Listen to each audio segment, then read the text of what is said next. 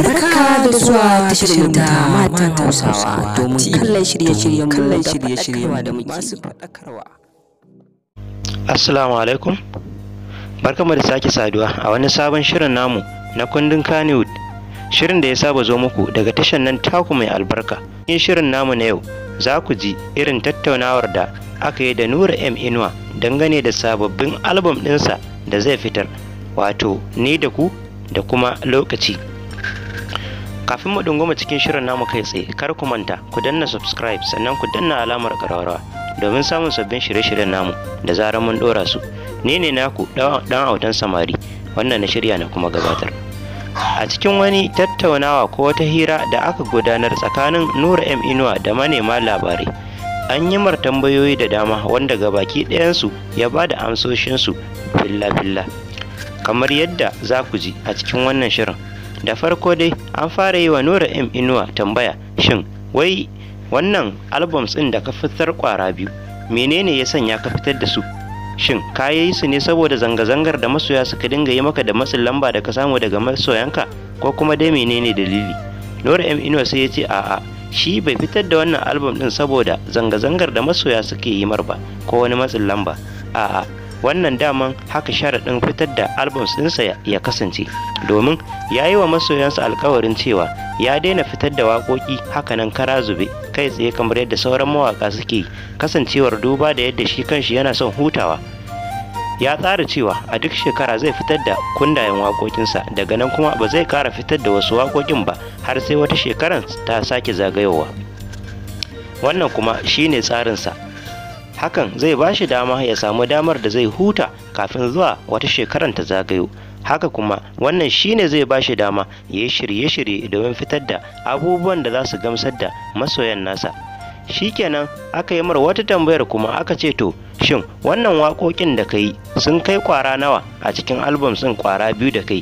Nura M Inuwa ya ce to duk da cewa waƙoƙin na yi su masu tsayi, shine dalilin ma da ya sanya waƙoƙin ba su da yawa. Gabaki ɗaya waƙoƙin na album ɗin kwara biyu dukansu kwara 32 ne, bayan kwara 32 ne amma dukkaninsu suna da tsayi sosai. Sai kuma abu na uku wanda aka sake tambayar Nura M Inuwa shine, to shin wai yaushe ne wannan album ɗin naka zai fito? Yaushe ne za ka sake su? Yaushe ne masoyanka za su samu album ɗin nan? Sai ya ce to duk da dai ba mu faɗi takamaiman ranar da za mu saki albums ɗin namu ba, amma mun yi wa masoyanmu alkawarin cewa nan da ƙarshen wannan watan za mu saki album ɗin. Kenan album ɗin Nura M Inuwa yana zuwa nan da abin da bai wuce sati ba, kasancewar shi kanshi watan bai wuce sati ya wuce ba, amma kuma ya ce nan da ƙarshen wata. Kenan nan da sati za a samu album ɗin Nura M Inuwa na Ni da Ke da kuma Lokaci a kasuwa. Abu na ƙarshe da aka yi wa Nura M Inuwa tambaya a kansa shine, shin Nura, yaushe ne a ina ne za a samu wannan kundayen naka da zaran ka fitar da su? Nura M Inuwa sai ya ce to kamar dai yadda aka saba za mu yi amfani da wato kafafen sada zumunta na zamani da kafafen yanar gizo.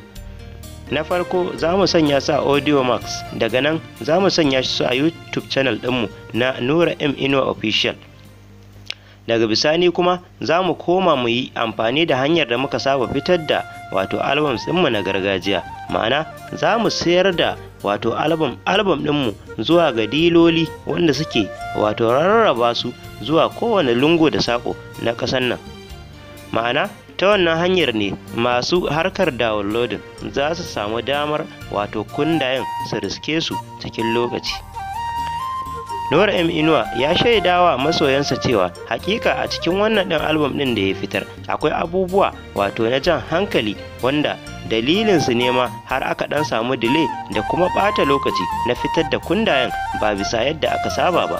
Domin kuwa a al'adar Nura M Inuwa da masoyansa a kowace shekara an saba a ga da zaran watan 12 wato Disamba ya kama, Nura M Inuwa yakan fitar da wato jadawalin sababbin kundayensa ya kuma fidda fastocinsu domin masoyansa su gani su kuma san cewa suna nan tafi a hanya.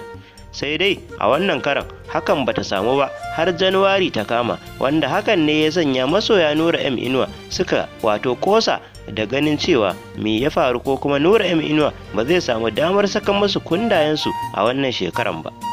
Sakamakon haka masoyan Nura M Inuwa sun dinga zanga-zanga da abubuwa daban-daban na jan hankali ga Nura M Inuwa, ciki kuwa har da bashi wani kofi da wasu masoyansa suka yi wato gangami suka samu kofi suka je suka bashi kyauta tamkar wani wanda ya yi wani wato bajinta a yayin da ake wata gasa.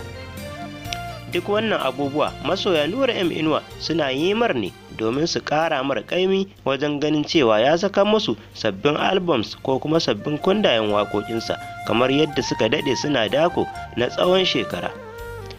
Nura M Inuwa ya fito ya ba masoyansa haƙuri sosai dangane da yadda wannan al'amari ya dingi faruwa, inda ya shaida musu cewa wato shirye-shiryen sakin kundayen album ɗinsa suna nan suna ci gaba kuma al'amurra sun kankama sosai.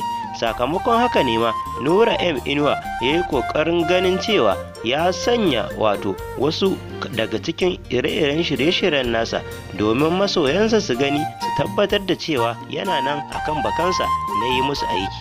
Nan take ya saki wasu waƙoƙi na taɓa kalashe 'yan kaɗan a wato shafinsa na Instagram, wanda hakan ya ƙara kwantar da hankalin masoya Nura M Inuwa a wannan lokaci. A yanzu haka dai kundayen Nura M Inuwa za su zo a kasuwa a nan da ƙarshen wannan mako da zai kama. Mun gode da kasancewarku a tare da mu, da fatan shirye-shiryenmu suna ƙayatar da ku. Kuma na subscribe sannan ku danna alamar ƙararrawa.